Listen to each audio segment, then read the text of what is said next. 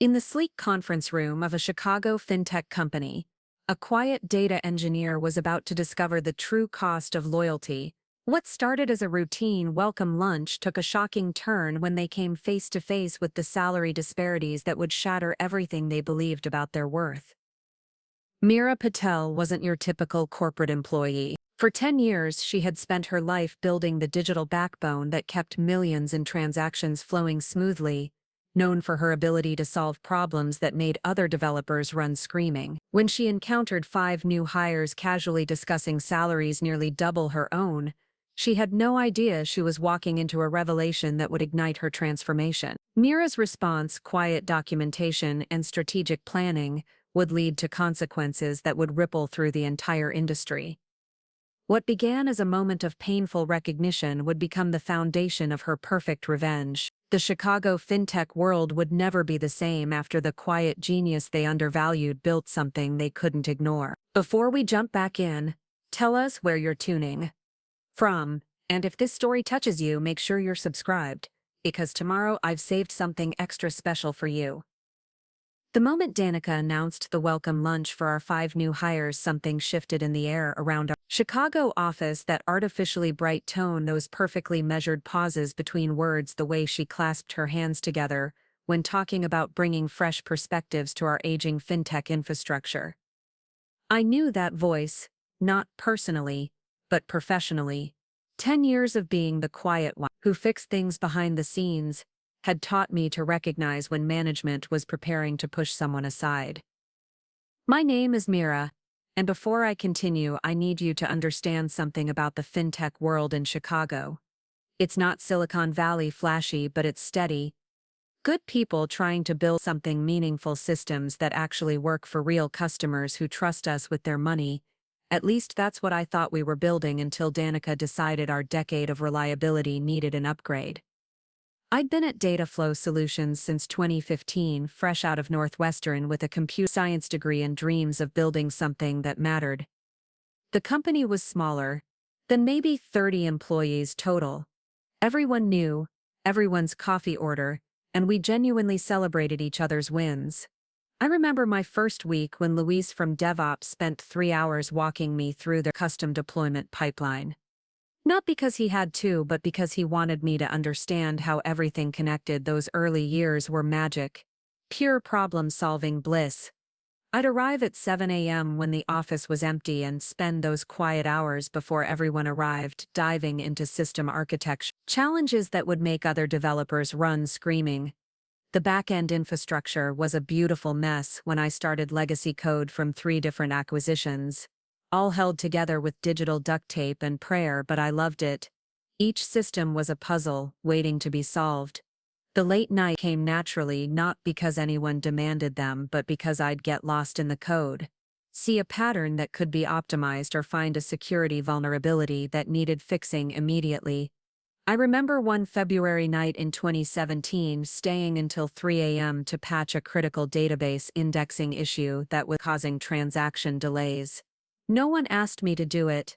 No one even knew it was happening until the next morning when everything ran 40% faster. Danica joined as our VP of Engineering in 2019, and things started changing slowly at first. New buzzwords in meetings about innovation and disruption, workshops on agile methodologies that we were already using, just not calling them by Silicon Valley names. She had this way of making everything sound like we were behind the curve, despite our systems handling millions in transactions daily without a single major outage. The welcome lunch was scheduled for Tuesday at that trendy gastropub downtown. 5 new hires, all coming from places like Goldman Sachs and Microsoft, all with titles that sounded more impressive than mine, despite my being the person who actually built half the systems they'd be working on. Danica introduced them one Jasper, our new senior solutions architect who'd spent 2 years at a failed startup, Marcus, our principal data engineer from a consulting firm, Elena and David, both full-stack developers with fancy degrees, and Rachel, our new DevOps lead, who'd apparently revolutionized deployment processes at her last company. They were loud in that confident way that comes from never having to prove yourself quietly. They talked about their previous companies like they were war stories about disrupting industries and implementing cutting-edge solutions that would transform our legacy systems into something worthy of their talents. I sat at the end of the table picking at my salad, listening to them discuss technologies we'd been using for years like they were brand new discoveries. The moment that changed everything happened during dessert. Jasper was explaining his salary negotiation strategy to Mark, out enough for half the table to hear how he'd leveraged his Microsoft experience to get them up to 140K base plus equity and bonuses that could push him close to 180K for his first year. Marcus laughed and said something about how he'd used a similar approach to get to 100. Choked on my coffee. 135Ks.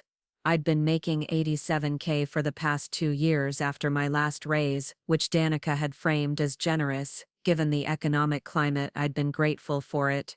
Grateful for the stability, the good benefits, the fact that I got to work on interesting problems with people respected. But sitting there listening to these newcomers casually discuss salaries that were nearly double mine for doing work I'd been perfecting for a decade, something cold settled in my chest. Savannah, our newest intern, was sitting next to me, and I caught her eyes widening at the numbers. She had been shadowing me for the past month, learning the intricacies of our transaction processing system, asking thoughtful questions about database optimization and system redundancy.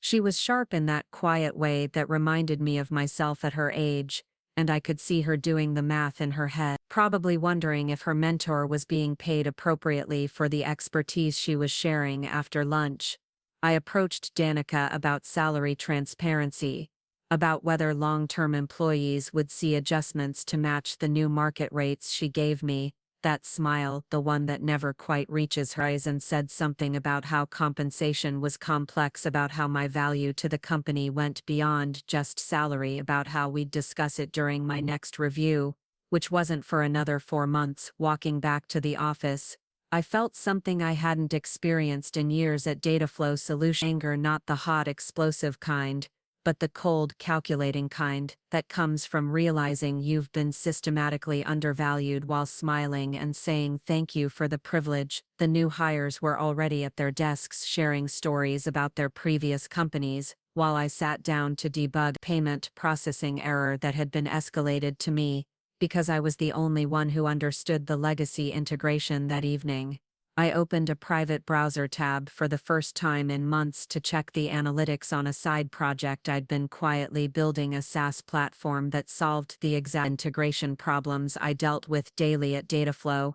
I'd been developing it slowly, weekends mostly, learning new frameworks and testing ideas, but suddenly it felt like more than just a hobby. It felt like insurance. The welcome lunch was over, but the real introduction to my new reality was just beginning. 3 weeks after the welcome lunch, the beautiful lie of being indispensable started crumbling in ways I hadn't anticipated. The 5 new hires had settled into their roles with the kind of confidence that comes from never having to clean up your own mistakes.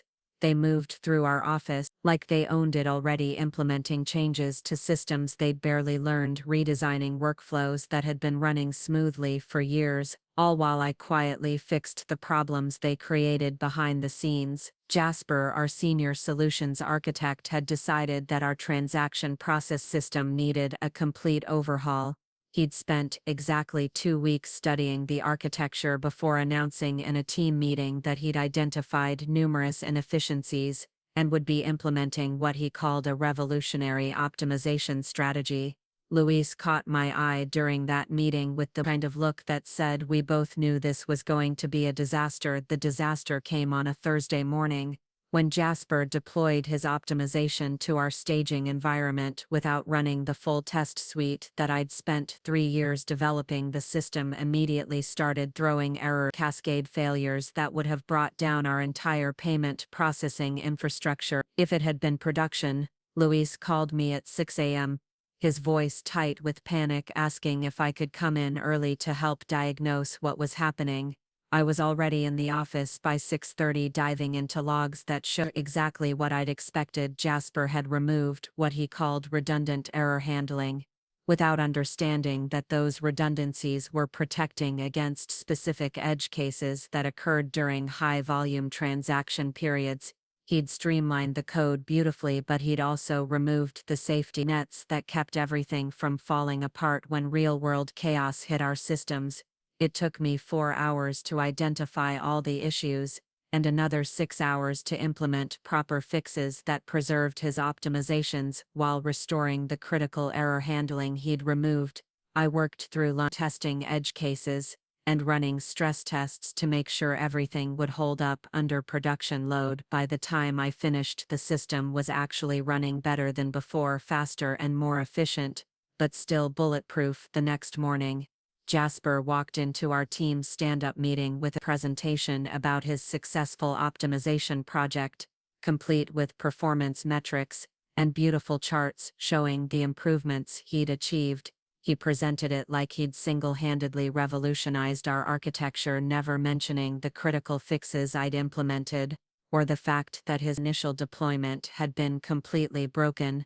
I sat in the back of the conference room watching him take credit for work that I'd salvaged and improved, feeling something cold and sharp settle deeper into my chest. Marcus asked technical questions about the error handling implementation, and Jasper answered with explanations that were clearly based on the documentation I'd written during my overnight fix, but he delivered them with the confidence of someone who'd designed every line of code himself. After the meeting, Luis cornered me in the kitchen where I was making my third cup of coffee. The day his expression was somewhere between angry and apologetic. He'd been at Dataflow for 7 years, long enough to understand the patterns we were seeing, but not long enough to feel completely hopeless about them. Yet, this is getting ridiculous. Meera, he said quietly, checking to make sure no one else was around. You spent all night fixing his mess and now he's presenting it like he's some kind of genius. I stirred my coffee and looked out the window at the Chicago skyline, thinking about how many nights I'd spent in this office fixing things that no one would ever know were broken. Fine, I said, which was becoming my standard response to situations that were definitely not fine. The system works, that's what matters.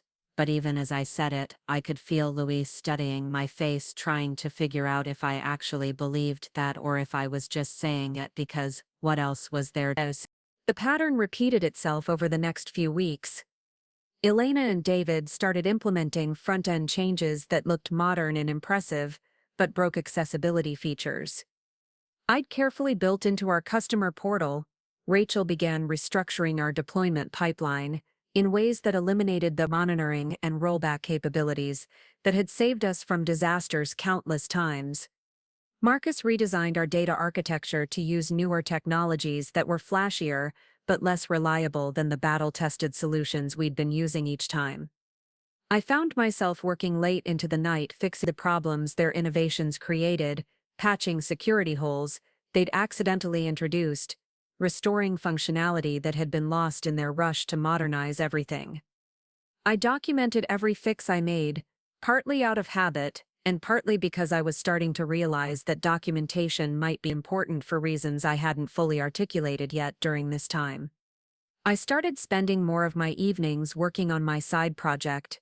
What had begun as a weekend hobby was becoming something more focused, a platform that could solve integration problems without requiring the kind of de-institutional knowledge that I'd built up over years of fixing everyone else's mistakes. I was using technologies that the new hires kept talking about, but implementing them in ways that prioritized reliability over flashiness. Savannah had been watching all of this with the kind of quiet attention that made me think she might actually understand what was happening. She'd started asking more pointed questions about why certain systems were built the way they were, why we had so many safeguards that seemed redundant, why I always seemed to be the one who got called when things went wrong. Evening, when we were both working late, she looked up from her screen and asked the question I'd been dreading. Meera, why don't you ever get credit for the work you do? I paused in my typing, trying to figure out how to explain something I was still working out myself. Because getting credit isn't the same as doing good work, I said finally, and doing good work is more important than getting credit. She looked at me with the kind of expression that suggested she wasn't buying that explanation, but was too polite to push further that night. I went home and updated my side project with a new feature that automated the exact kind of error handling that Jasper had removed from our systems. I tested it thoroughly, documented every decision, and pushed it to my private repository with a commit message that read, "Redundancy is not inefficiency." The beautiful lie of being indispensable was starting to crack, but I was beginning to understand that maybe being indispensable wasn't the goal anymore. Maybe the goal was being irreplaceable for the right reasons, by the right people in the right place. Annual review season arrived like a storm you can see coming from miles away, but still hit harder than expected. Danica had scheduled individual meetings with everyone on the team, spread across 2 weeks in November with promises of transparent feedback and meaningful career development.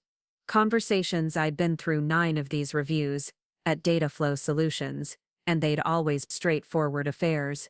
Discussions about projects completed, goals achieved, areas for growth, and next year's objectives.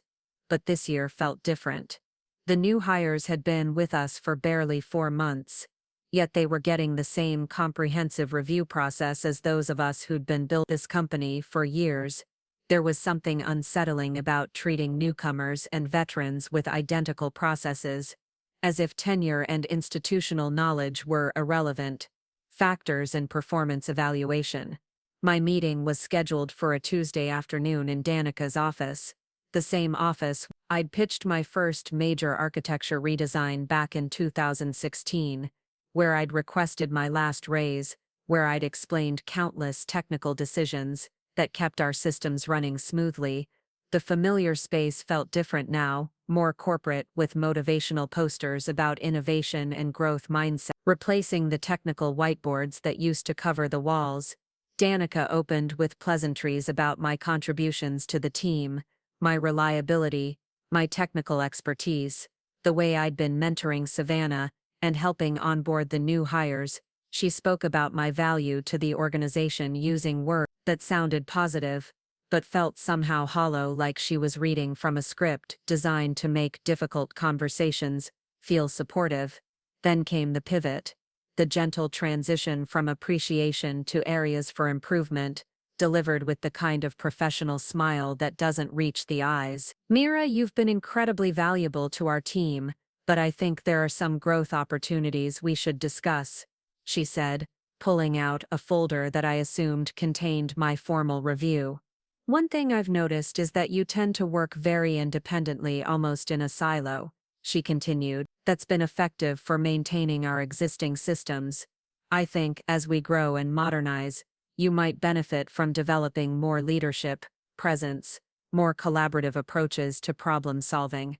I felt something cold settle in my stomach as she continued, explaining how my work style, technically excellent, might be holding back innovation, how my tendency to fix things quietly rather than involving others in the process wasn't building team capabilities, how my preference for proven solutions over experimental approaches might be limiting our potential for breakthrough improvements. She presented my performance rating as meeting expectations, with room for growth in leadership and strategic thinking areas that felt deliberately vague and impossible to quantify. I'd maintained 99.7% uptime across all systems I managed. I'd prevented 3 major security breaches, optimized performance across our entire transaction processing pipeline, but apparently those achievements were overshadowed by my failure to be more visibly collaborative. When I asked about salary adjustments, given the market rates we'd discussed after the welcome lunch, Danica's expression shifted to something that looked almost pained. "Compensation is complex, Meera," she said, using the same phrase she'd used months earlier.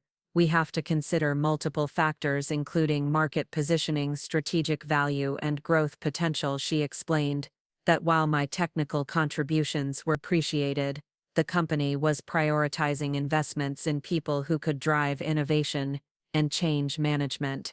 The new hires represented that investment, bringing fresh perspectives and industry experience that would help us compete in an evolving market. My role was certainly valued, but it was more about maintaining stability than creating growth. I asked directly about salary transparency, about whether long-term employees would see adjustments to match the compensation packages offered to new hires. Danica deflected with corporate speak about holistic compensation packages, about the value of job security and benefits, about how salary was just one component of total rewards. She promised to revisit the conversation during next year's budget planning cycle.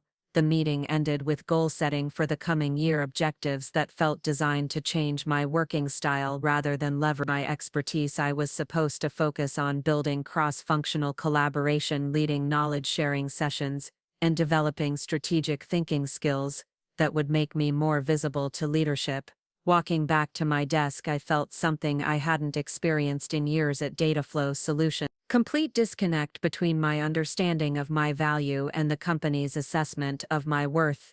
I'd spent the morning debugging a critical payment processing issue that could have cost us thousands in transaction fees, but according to my review, I needed to work on leadership, presence. Savannah, waiting by my desk with the kind of expression that suggested she'd been watching for me to return from the meeting. "How did it go?"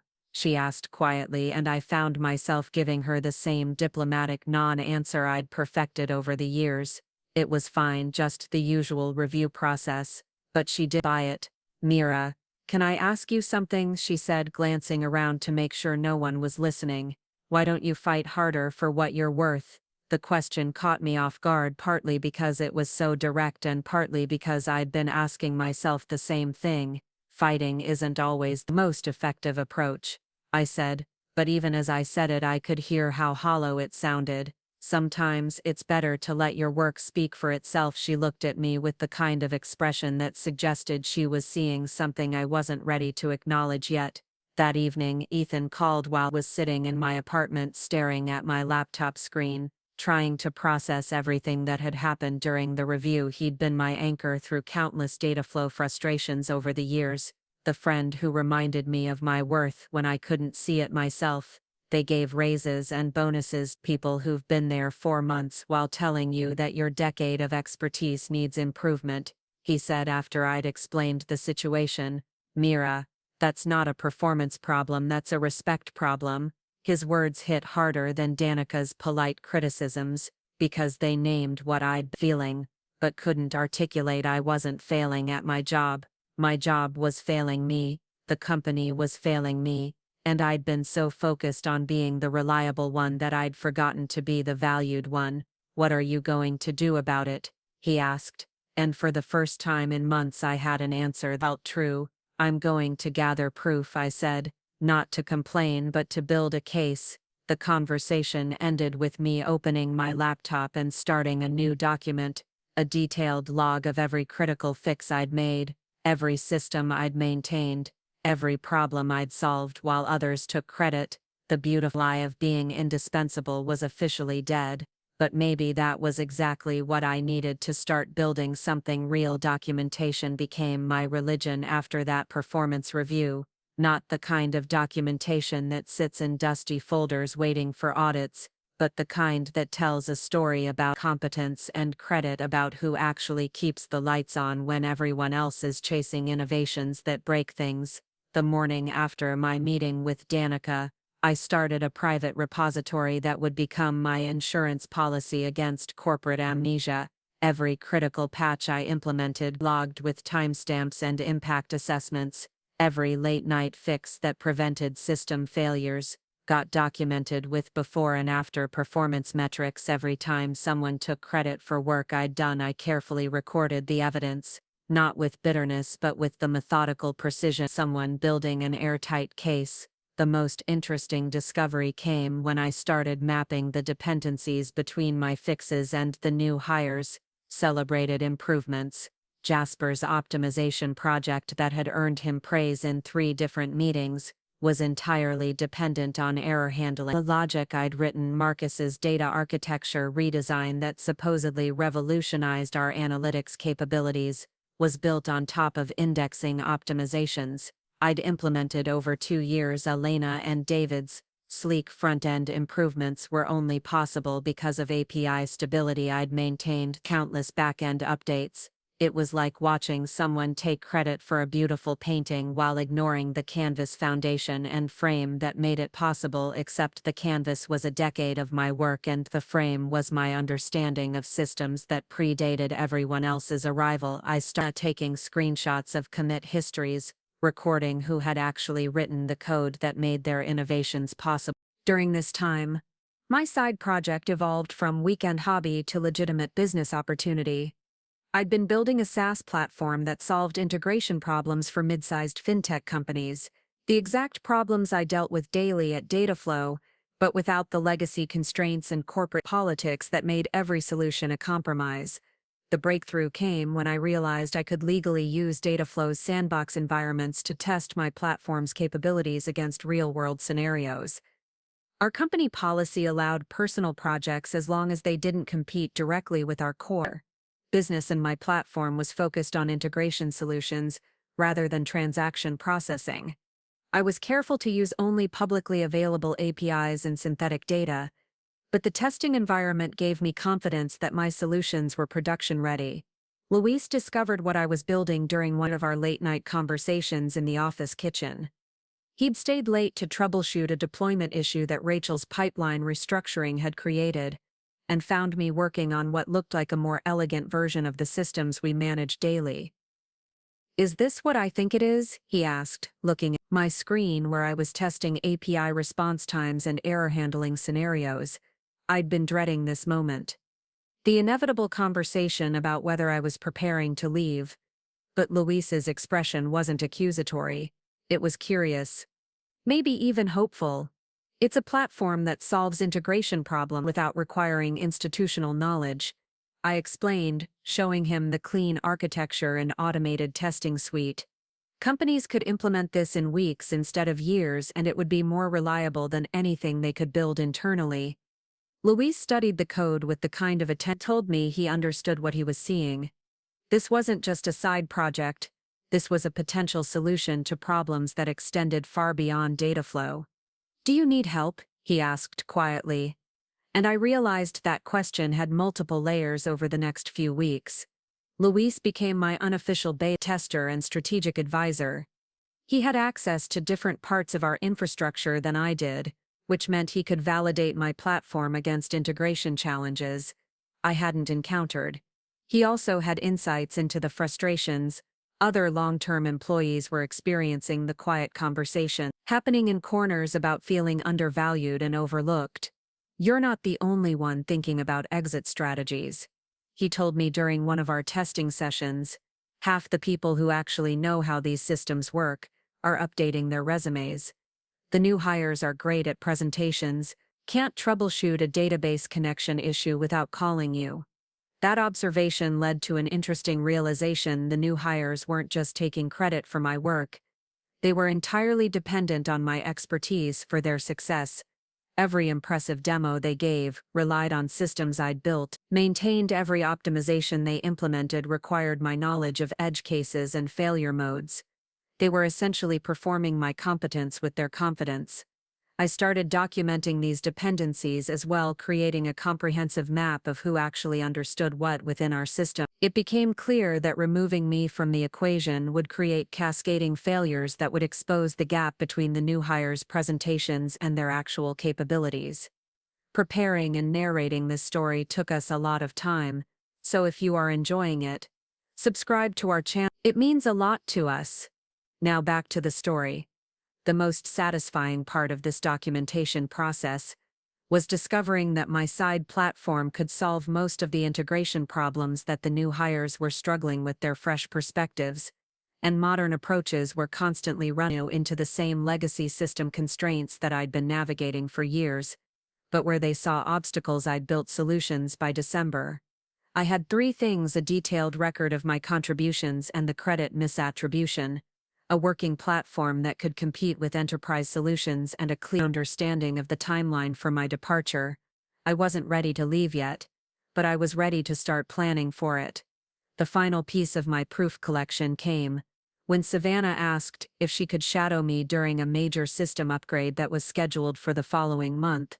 She'd been watching me work for months and had started questioning why the person who actually understood the systems wasn't the one getting promoted or praised. "I want to learn how you think about these problems," she said. "Not just the technical stuff, but the strategic thinking about reliability and scalability and the things that make systems actually work in production." Her request felt like validation that my approach had value even if the company couldn't see it. Agreeing to mentor her through the upgrade process would mean documenting my decision-making process in real time, creating a record of expertise that couldn't be dismissed or reframed as simply maintaining the status quo. It would also mean training someone who could potentially carry forward my approaches after I left. The upgrade was scheduled for January, which gave me time to prepare both the technical documentation and the personal transition. I was beginning to understand that my exit strategy wasn't just about leaving Dataflow Solutions. It was about proving that quiet competence could be more powerful than loud confidence. When it was properly documented and strategically revealed, proof was no longer just about myself. It was about changing the conversation, about who actually creates value in organizations like ours. Whispers started in the most unexpected places during coffee breaks in the kitchen, between meetings in the hallway after particularly frustrating stand-ups, where someone took credit for work they hadn't done. The long-term employees at Dataflow Solutions were beginning to have conversations that wouldn't have happened 6 months earlier, conversations about value and recognition, about the difference between innovation and reliability, about why newcomers were being celebrated, veterans were being managed. Savannah was the catalyst for many of these conversations. Her internship was supposed to end in February, but she'd been asking questions that made people uncomfortable, questions about why the person who built the systems wasn't the one explaining them in client meetings, about why critical fixes happened quietly while broken deployments got public attention, about why expertise was being treated as a limitation rather than an asset. Her directness was refreshing in a way that made me realize how much I'd been filtering my own thoughts through diplomatic language designed to avoid conflict. She would ask things like, "Why does Jasper get to present optimizations that Meera actually implemented?" during team meetings where everyone could hear the question even if no one wanted to answer it. The mentoring relationship I'd developed with Savannah became something more strategic as I started sharing not just technical knowledge but organizational awareness, teaching her to recognize patterns of credit misattribution and understand the dynamics that kept certain people invisible while others became celebrated. "Watch how decisions get made," I told her during one of our late-night sessions working on the system upgrade. "Notice who actually solves problems and who gets credit for the solutions. Notice who gets consulted when things break and who gets promoted when things work." She started keeping her own documentation of these patterns, creating what she called a competence map that tracked who actually understood what versus who was perceived as understanding what. The results were illuminating and disturbing. Marcus got credit for database optimizations that Luis had implemented. Elena was praised for user interface improvements that were only possible because of API stability. I'd maintained Rachel's deployment success stories, conveniently omitted the monitoring and rollback capabilities that prevented her innovations from becoming disasters. Luis had been having his own conversations with other long-term employees, sharing observations about the shifting culture and the growing gap between perception and reality. He'd started subtly letting people know about the dependencies they weren't seeing, the fixes that happened behind the scenes, the expertise that kept everything running smoothly. "People are starting to notice," he told me during one of our testing sessions for my platform. "Not just the technical stuff but the pattern of who gets blamed when things go wrong and who gets praised when they go right." These conversations were creating something that felt like solidarity among people who'd been isolated by a culture that rewarded individual achievement over collective competence. We weren't organizing or complaining, we were simply acknowledging realities that had been invisible when we were all focused on doing good work without worrying about who got credit. The most significant shift came when HR approached me about what they called attitude alignment concerns. Apparently, my performance review had flagged me as someone who might be struggling with the team's new direction, and they wanted to offer support to help me adapt to the changing culture. The conversation with Jennifer from HR was masterfully diplomatic. She spoke about the challenges of organizational growth, about how established employees sometimes need additional support during periods of change, about resources available to help people develop new skills and perspectives. She never directly accused me of having a bad attitude, but implication was clear. We want to make sure you feel supported during this transition. She said change can be difficult, especially for people who've been here for a long time and have developed strong attachment to particular ways of doing things. I listened carefully, taking notes about conversation, while maintaining the same professional demeanor that had served me well for 10 years. I thanked her for the concern, assured her that I was committed to the team's success, and asked if there were specific behaviors or attitudes she'd like me to address. Her response was illuminating. Couldn't point to any particular incidents or problems, just a general sense from leadership that I might be resistant to new approaches that I wasn't fully embracing. The innovative culture that the new hires were bringing.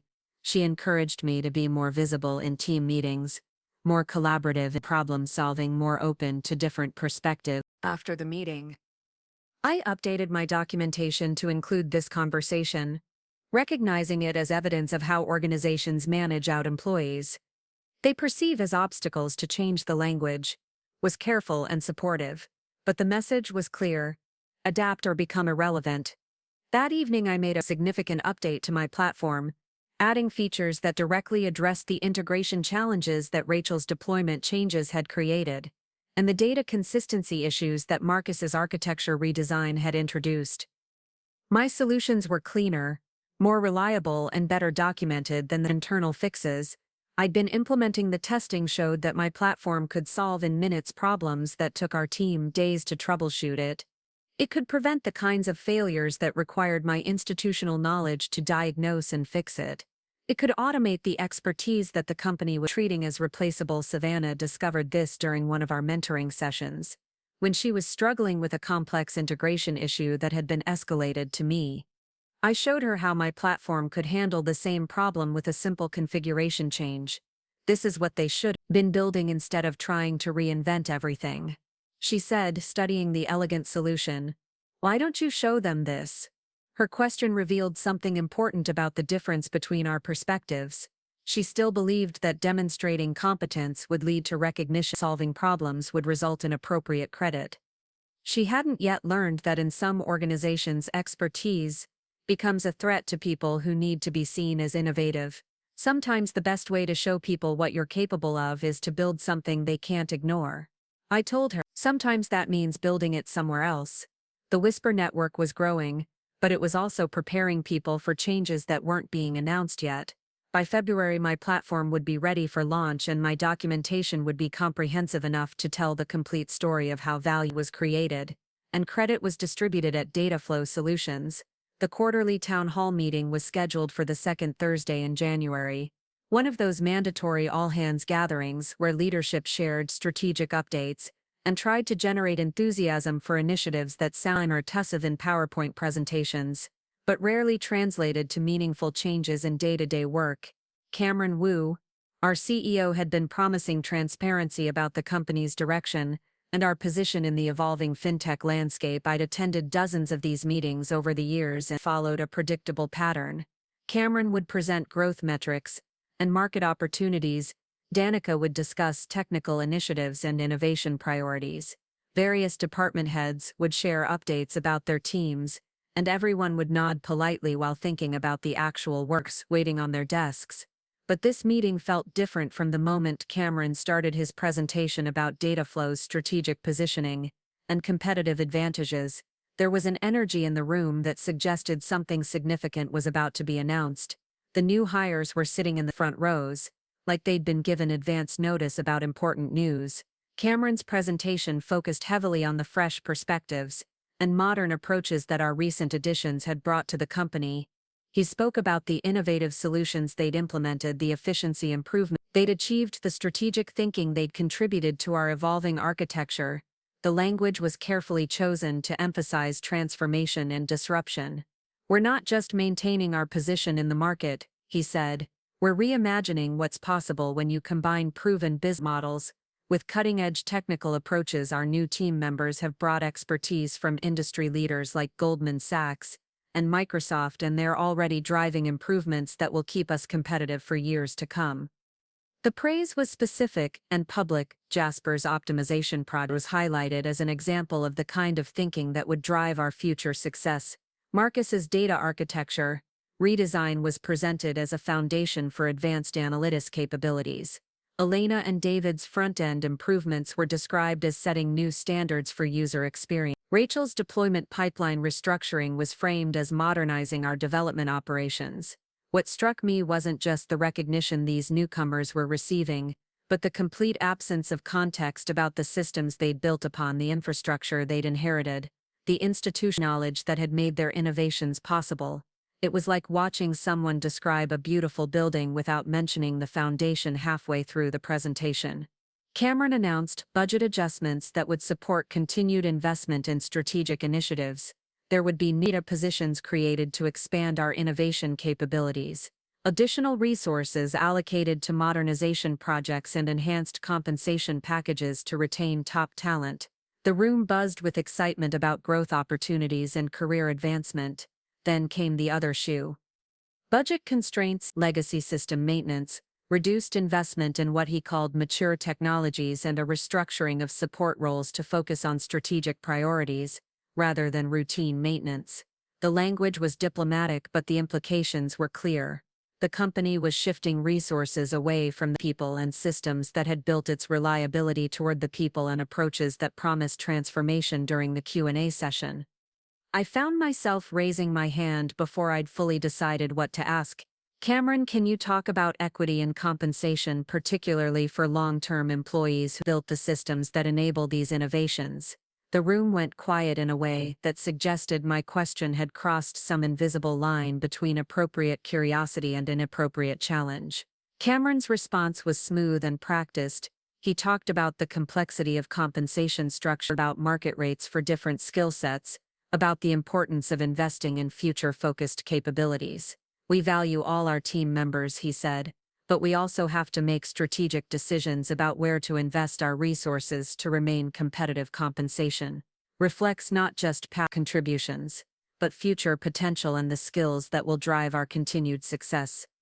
His answer was a masterclass in corporate non-response.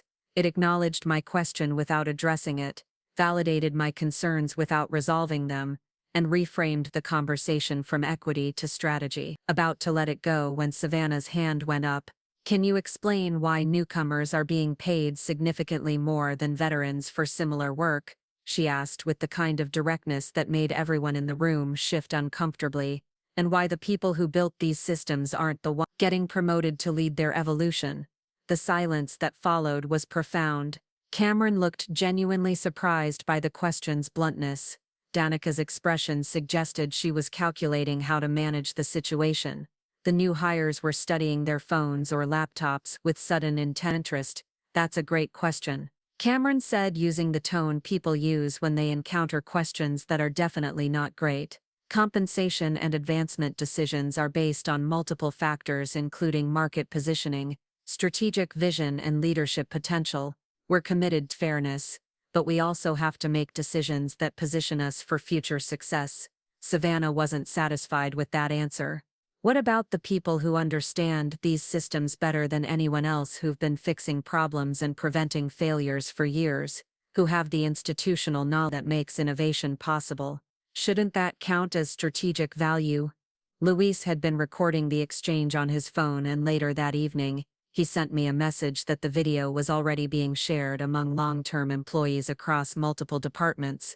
The conversation was becoming something larger than a single uncomfortable moment in a town hall meeting. After the meeting ended, I found myself surrounded by colleagues who'd rarely spoken to me about workplace dynamics.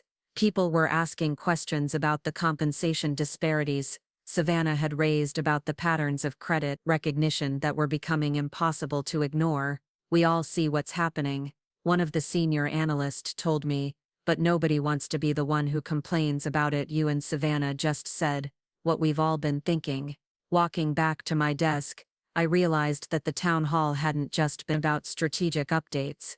It had been about drawing lines between the people who were seen as assets and the people who were seen as costs, between the work that got celebrated and the work that got taken for granted. That evening, I updated my platform's final demo version and started preparing for conversations I'd been avoiding. The moment when documentation becomes action, when proof becomes power, when quiet competence stops being quiet.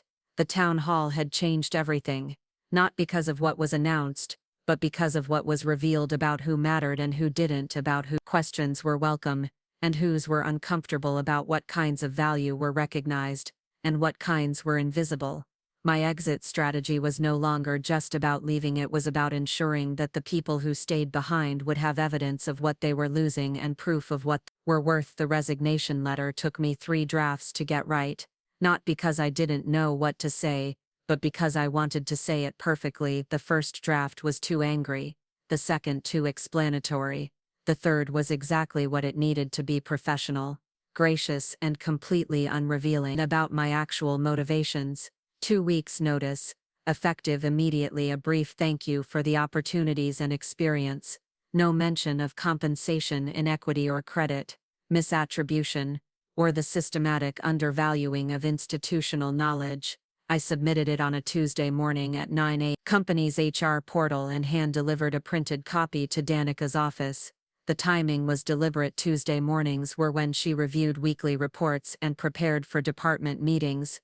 I wanted her to have the full impact of unexpected news, without the buffer of a busy day to process it. Her reaction was everything I'd hoped for, and more genuine surprise followed by confusion. Then something that looked almost like panic as she realized what my departure would mean for the systems I'd been maintaining for a decade. She asked me to sit down, asked if there was anything the company could do to address my concerns, asked if I'd be willing to discuss a counter offer.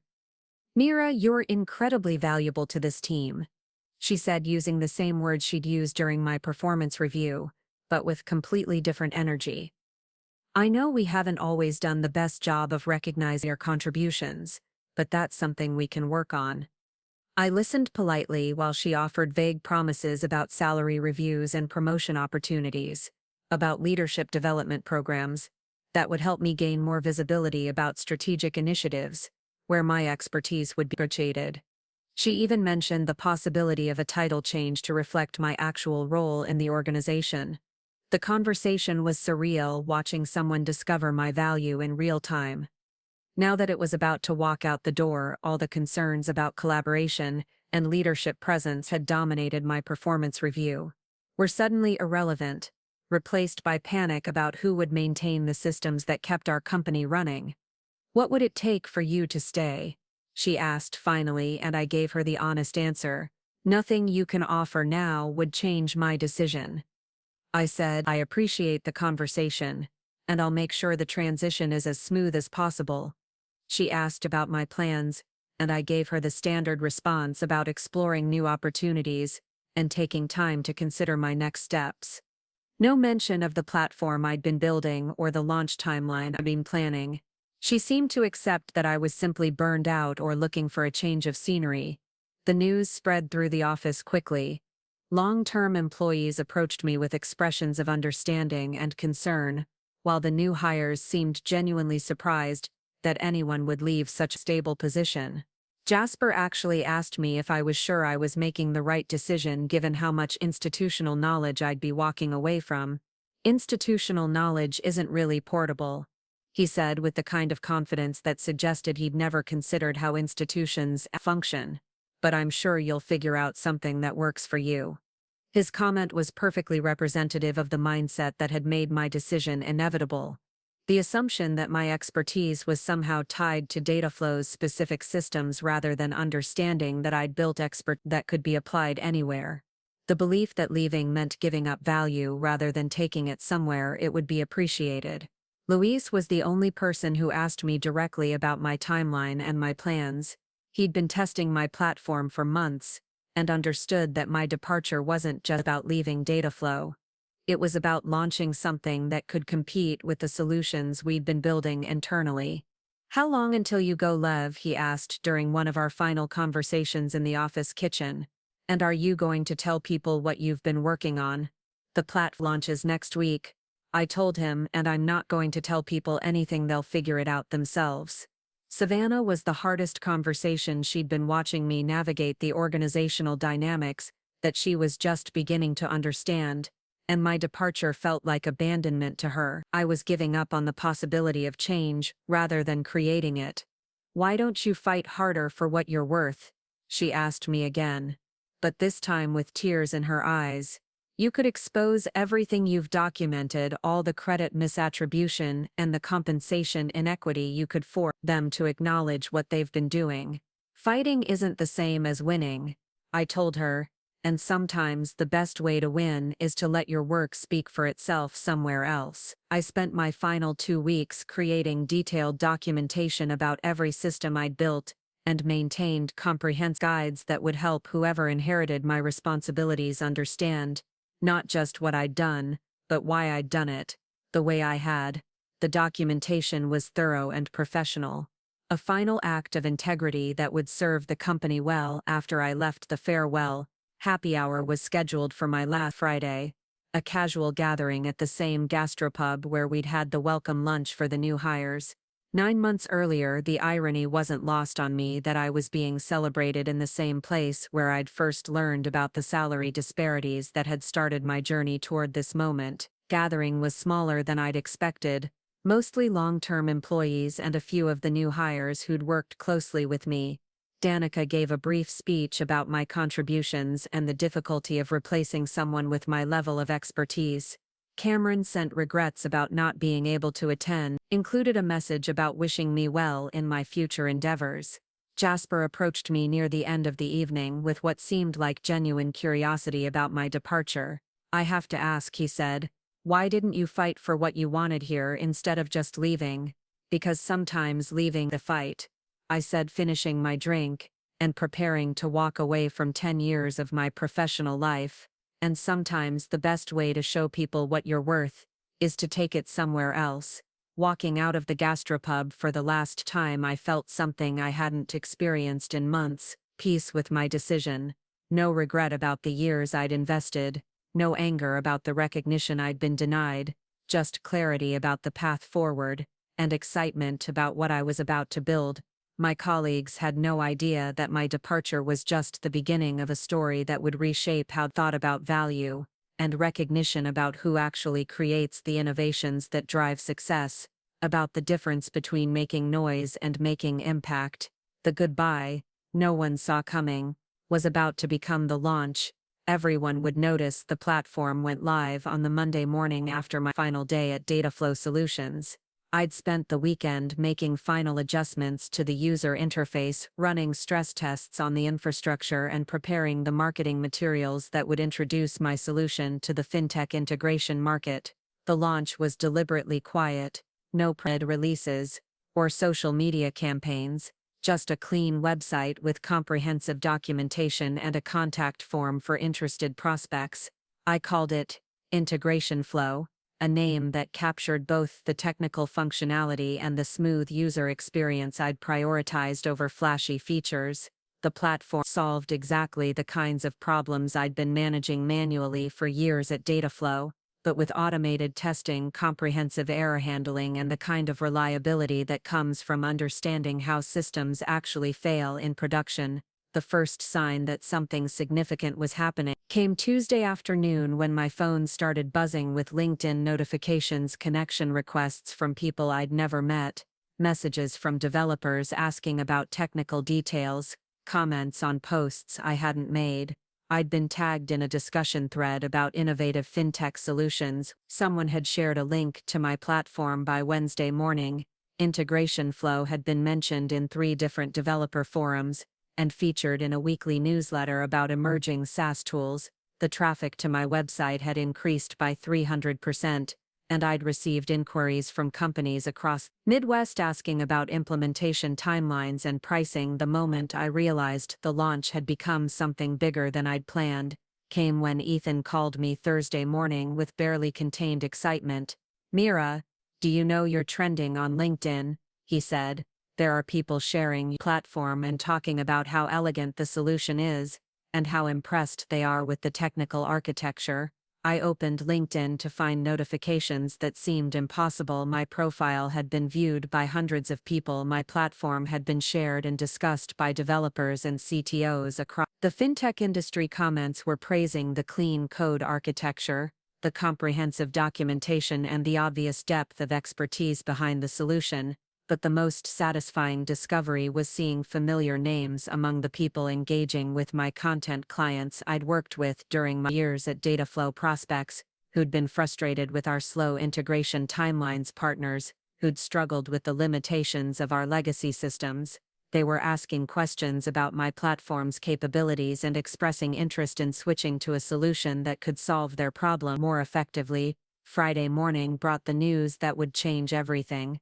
Luis sent me a message with a screenshot of Dataflow's internal Slack channel where Cameron had scheduled an emergency strategy meeting about competitive threats and market positioning. The message mentioned new solution entering the integration space that could impact their client retention. "They're talking about your platform," Luis wrote, "without mentioning your name, but everyone knows what they're discussing." The emergency meeting was scheduled for Monday morning, which gave me the weekend to prepare for what I knew would be the company's response to discovering that their former employee had built a solution that could compete with their core offerings. I spent those days reviewing my documentation about IP ownership and development timelines, making sure I had clear evidence that my platform had been built entirely on my own time, using my own resources. Monday morning brought the call I'd been expecting, Cameron himself asking if I'd be willing to have a conversation about my new venture, about potential opportunities for collaboration or partnership. His tone was carefully neutral, professional curiosity mixed with what sounded like genuine respect for what I'd accomplished. "I have to admit I'm impressed," he said. "The technical architecture is exactly what the market needs, and the execution is flawless. It's clear you put a lot of thought into solving real problems." The conversation lasted an hour, with Cameron asking detailed questions about my development process, business model, my target market, and my growth plans. He seemed genuinely interested in understanding how I'd built something so polished, so quickly, without the resources of a development team. When he asked about my timeline, I was honest about the months of weekend work. The careful testing, validation, the strategic decisions about features and functionality. "I've been working on this for almost a year," I told him, "building it slowly and testing it thoroughly." "Why didn't you propose this as an internal project?" he asked. "We could have supported this kind of innovation within Dataflow." His question revealed everything about the disconnect between leadership perception and employee reality. Because the company wasn't interested in the kind of innovation that improves existing capabilities. I said, "You were focused on hiring people who could bring new perspectives, not support people who understood the current challenges." The conversation ended with Cameron expressing interest in exploring partnership opportunities and asking if I'd be open to licensing my platform to Dataflow for their internal use. The irony was perfect. The company that had undervalued my expertise was now asking to pay for the solution I'd built after they'd decided my contributions weren't strategic enough to warrant proper recognition. That afternoon, Luis called with an update about the office dynamics. "People are talking about your platform constantly," he said, "and not just the technical staff. Clients are asking about it. Partners are mentioning it. Everyone's realizing that the quiet person who fixed everything behind the scenes actually understood the market better than anyone." The most significant development came when 3 of Dataflow's largest clients reached out to inquire about my platform's capabilities. They'd been frustrated with integration delays and system limitations that I'd been managing for years, and my solution promised to eliminate those problems entirely. By the end of the week, I had a waiting list of potential clients, a partnership inquiry from my former employer, and a growing reputation as someone who could solve problems that other developers couldn't even diagnose. The platform that had started as a side project was becoming a legitimate business opportunity. The drop heard around the office was reverberating through the entire industry, and I was just getting started. The legal letter arrived on a Thursday morning, delivered by certified mail with the kind of official language that's designed to intimidate Dataflow Solutions, was asserting that my platform incorporated proprietary methodologies and potentially violated non-compete agreements I'd signed during my employment. They were demanding that I cease development activities and provide detailed documentation about my development process. I'd been expecting this response ever since Cameron's partnership inquiry had been politely declined. The company was facing client defections, competitive pressure that they couldn't address through their existing capabilities. So they were attempting to eliminate the competition through legal intimidation rather than technical innovation. The letter was professionally written but legally weak.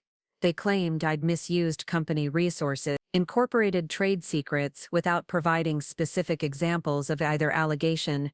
They referenced my access to Dataflow's systems during my employment, but couldn't point to any proprietary code or confidential information that I'd actually used. I spent the weekend reviewing every aspect of my development process with the attorney I'd retained when I first started building the platform. We'd been careful to document my methodology, my resource usage, and my intellectual property from the beginning, specifically to address these kinds of challenges. Monday morning, I published a detailed response on LinkedIn explaining the legal challenge and providing comprehensive documentation about my development process. I included screenshots of my private repository showing the timeline of my work, evidence of my use of only public APIs and open-source libraries, and detailed explanations of how my solutions differed from Dataflow's internal systems. The response was more thorough than necessary, but I wanted to demonstrate the difference between someone who documents their work and someone who makes accusations without evidence. I included links to the public resources, references to the industry standards I'd followed, and explanations of why my approaches were superior to existing solutions. I built this platform entirely on my own time using my own resources and my own expertise. I wrote the methodologies I developed are based on years of solving problems that existing solutions couldn't address. The fact that my former employer now wants to claim ownership of my work says more about their inability to innovate than about any impropriety on my part. The post went viral within hours, shared by developers who'd experienced similar situations, entrepreneurs who understood the challenges of building something while employed, commented on by legal experts who recognized the weakness of Dataflow's claims. Tech bloggers picked up the story, framing it as a cautionary tale about how companies treat their most valuable employees and what happens when institutional knowledge walks out the door. The narrative was compelling. A quiet expert who'd been undervalued and underpaid builds a superior solution and gets threatened with legal action for her success. TechCrunch published an article titled, "The Developer Who Built a Better Mousetrap Sued for It," which included interviews with former Dataflow clients who'd switched to my platform, testimonials from developers who'd studied my code, and commentary from industry analysts about the challenges of retaining technical talent. The article included a quote from me that captured the entire situation perfectly.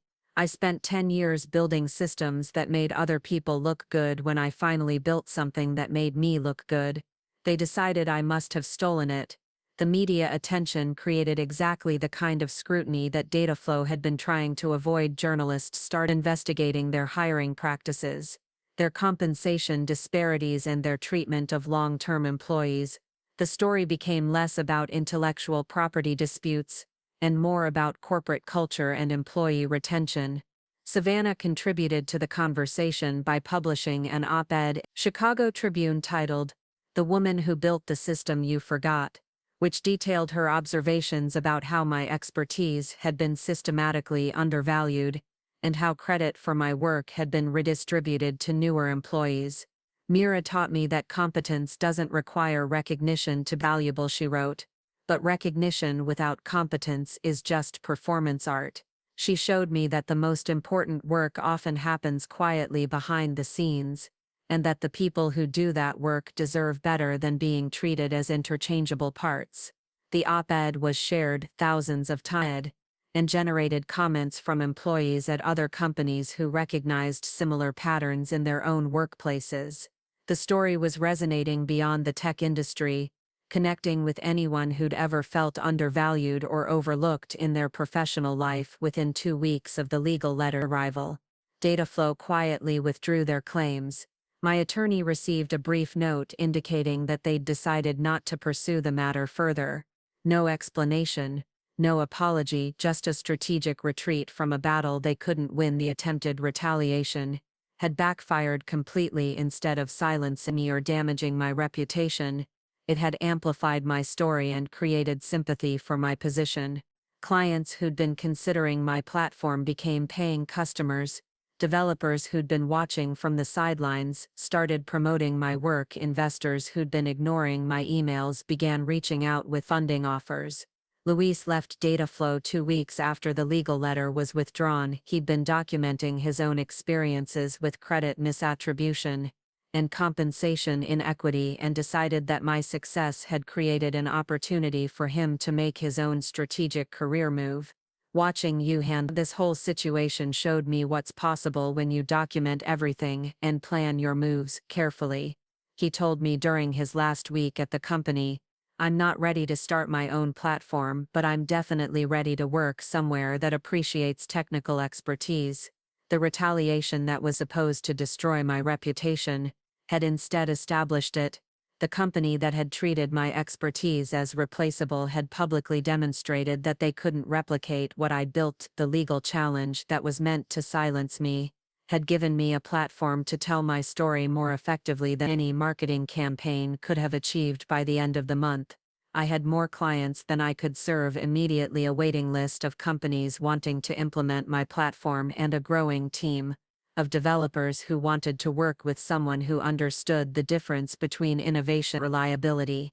The backfire was complete and the industry was watching. 6 months after my departure from Dataflow Solutions, I found myself standing in the conference room of my own office space, overlooking the Chicago River, hosting my first company retreat for integration. 12 people, all of them developers and engineers who'd been quietly ignored at their previous companies, all of them carrying stories similar to mine about expertise being undervalued and credit being redistributed.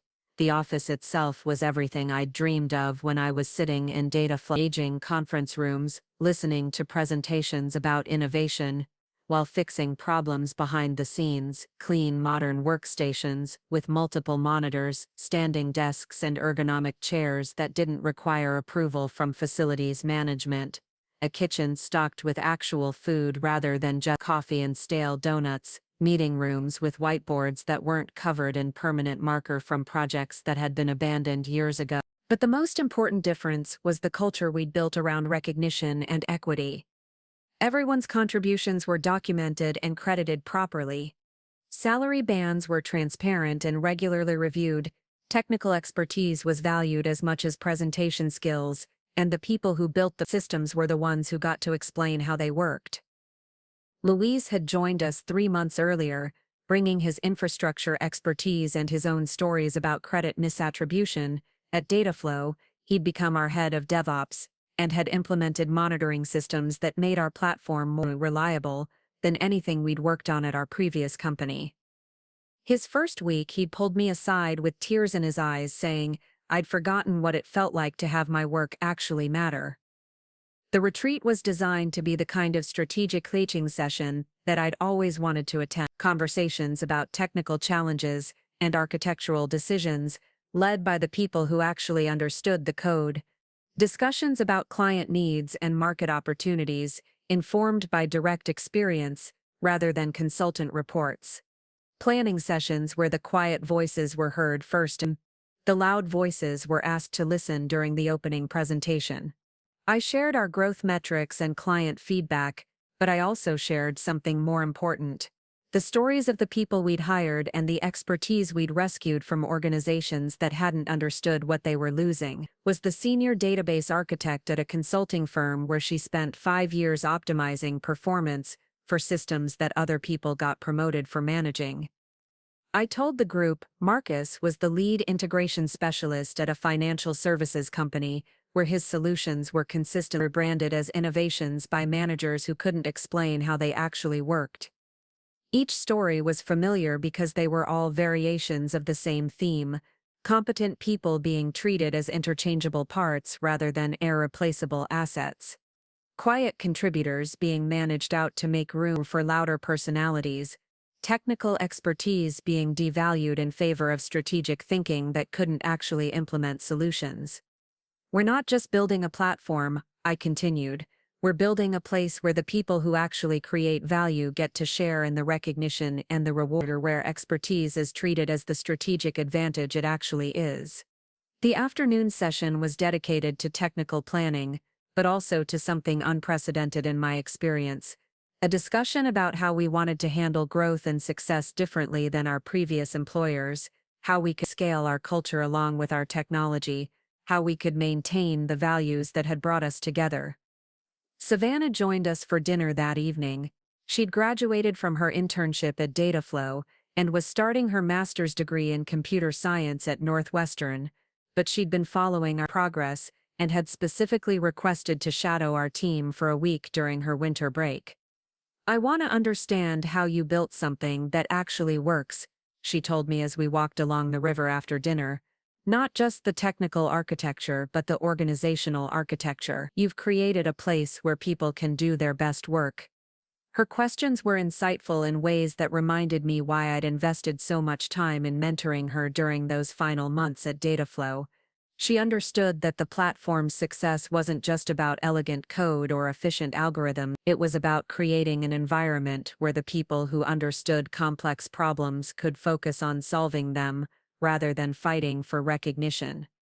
"The most important thing I learned from watching you is that you don't have to choose between doing good work and being valued for it," she said. "You just have to find the right place to do the work." That evening, I received an email that would have been unthinkable a year earlier. Cameron Wu asking if I'd be willing to speak at Dataflow's upcoming technology conference about innovation and entrepreneurship. The irony was perfect. The company that had treated my expertise as a limitation now wanted to feature me as an example of innovative thinking. I declined politely, but included a suggestion that they might want to focus on recognizing the innovation that was already happening within their organization, rather than importing exam from outside. I recommended that they ask Louise about the infrastructure improvements he'd implemented, or Savannah about the insights she'd gained from studying their systems architecture. The conference invitation was followed by a LinkedIn message from Jasper, who'd left Dataflow to join a startup that was struggling with the same integration challenges. My platform solved, he was asking about consulting opportunities and partnership possibilities. His tone was respectful, almost humble, completely different from the confident dismissal I'd received when I announced my departure. "I have to admit, I underestimated what you were building," he wrote, "and I'm starting to understand that the institutional knowledge I thought wasn't portable was actually the most valuable thing about working at Dataflow." His message was gratifying, not because of the recognition, but because it demonstrated that lessons from my departure were being learned by people who needed to learn them. The quiet competence that had been dismissed as lack of leadership presence was now being recognized as the foundation that made leadership possible. On the final day of the retreat, Ethan visited our office to see what I'd built. He'd been my sounding board through all the frustrations at Dataflow, and my strategic advisor during the development of Integration Flow. Seeing him walk through the space where I'd finally created the kind of workplace I'd always wanted was emotional, in ways I hadn't expected. "You did just build a better platform," he said, standing in our main workspace watching the team collaborate on a complex integration challenge. "You built a better way of working." He was right. The platform was successful because it solved real problems efficiently, but the company was sustainable because it valued the people who understood how to solve complex problems. The technical architecture was elegant, but the organizational architecture was what made everything else possible. That afternoon, I closed my laptop and walked to the window, overlooking the Chicago River, thinking about the journey from quiet frustration to strategic rebellion to sustainable success. The city looked the same, but my perspective had changed completely. I was no longer the person who fixed problems behind the scenes while others took credit. I was the person who built solutions that worked and hired people who understood the difference. The exit strategy that had started as a way to escape undervaluation had become a blueprint for creating value in ways that couldn't be ignored or redistributed. The platform that had begun as a side project had become proof that the quiet voices often have the most important things to say. 6 months later, I was no longer just surviving in a broken system, I was building a better one, and the people who'd been broken by similar systems were helping me build it. The legacy wasn't just in the code I'd written but in the culture we'd created around respecting people who write code that actually works the best. Revenge hadn't been exposure or confrontation, it had been construction, building something undeniably better than what I'd left behind and creating space for others to do the same. The exit strategy was complete, but the real work was just beginning. Up next, you've got 2 more standout stories right on your screen. If this one hit the mark, you won't want to pass these up. Just click and check them out. And don't forget to subscribe and turn on the notification bell so you don't miss any upload from us.